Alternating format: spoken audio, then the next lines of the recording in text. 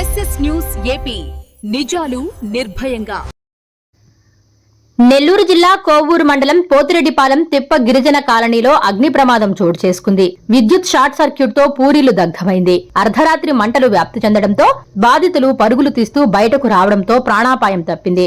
అయితే ఈ ప్రమాదంలో సుమారు 2 లక్షల రూపాయల మేర ఆస్తి నష్టం జరిగిందంటూ బాధితులు వాపోతున్నారు. ప్రభుత్వ అధికారులు స్పందించి తమను ఆదుకుని సాయం చేయాలని బాధితులు వేడుకుంటున్నారు.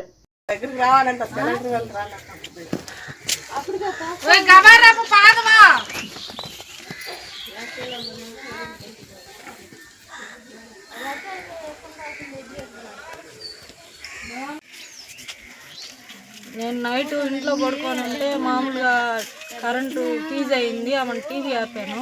టీవీ ఆపేసి ఇంట్లో పడుకొని ఉన్నాను పిల్లలను పెట్టుకొని. అమ్మోళ్ళు అన్నోళ్ళు పండుగ పోయినారు. పడుకొని నా కొడుకు ఏమంటే అన్నం పెడుతూ పామ్మని చెప్పి ఆమెను బయటకు వచ్చాము. మేము బయటికి రాగానే ఈ పక్క మూల నుంచి టీవీ కాడి నుంచి తగులుకునింది. నేను అందరినీ పిలిచే లోపలే పెద్ద మంట వచ్చేసింది. గ్యాస్ ఎలగద్దానని చెప్పేసి ఎవరు రాలా. ఇంట్లో డబ్బులు కూడా పెట్టుకున్నాం. 80,000 తెచ్చి బాకీ కట్టాలని చెప్పి 80,000 పెట్టుకున్నారు. అమ్మ జీతం కూడా మొన్న మంగళవారం రోజు అమ్మ జీతం తెచ్చి కూడా నా చేతికే ఇచ్చారు. బీరువాలో పెట్టినాను.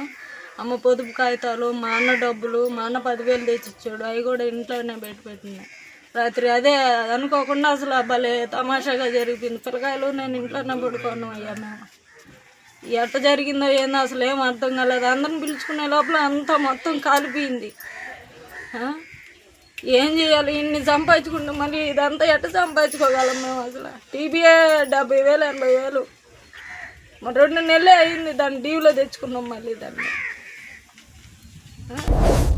Please subscribe SS news AP.